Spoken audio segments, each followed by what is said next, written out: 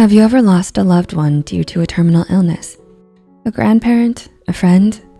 If you have, it must have been very difficult and very painful. They're gone and there's nothing you can do to bring them back. And it makes you wonder, is this it? Where do their souls go? Will you ever see them again in the afterlife? Seeing a glimmer of hope would be worth it, wouldn't it?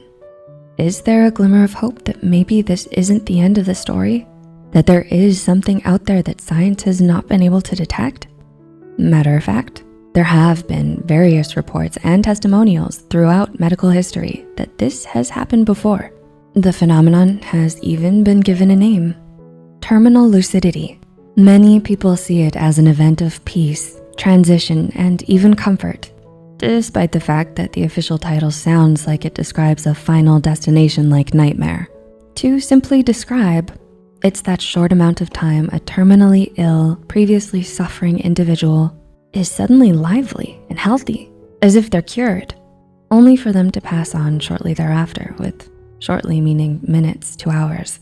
It's as if the person found a time machine to go back well before their illness and reloaded from a save point like a video game character. The patient's reactions in the reported cases were not recognized by fear, but rather by acceptance and warmth. It has also been noted by surviving family members that this period of normality has helped them deal with the inevitable loss. But before we take this final bonus for granted, let us ask ourselves, why is it that this takes place? There have been too many documented and objectively reported cases of terminal lucidity to ignore as a one-off or momentary delusion.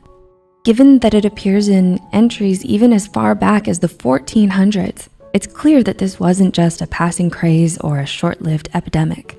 The answer for now is we don't know.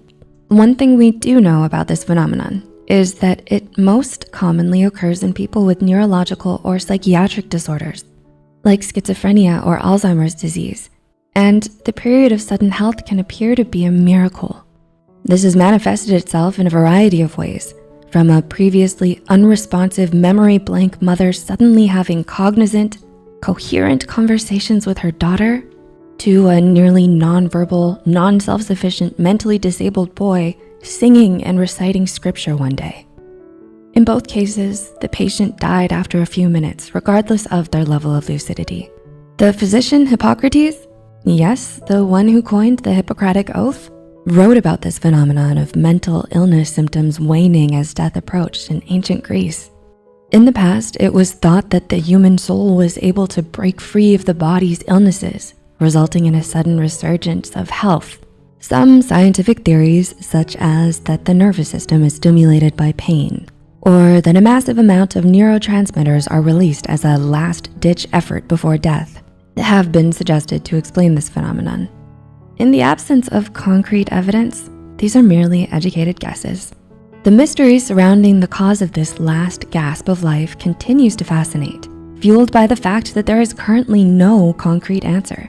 Some interpret it as a final attempt by the ill person's soul to communicate with loved ones and bid them farewell, which assumes the existence of a real and definite human soul.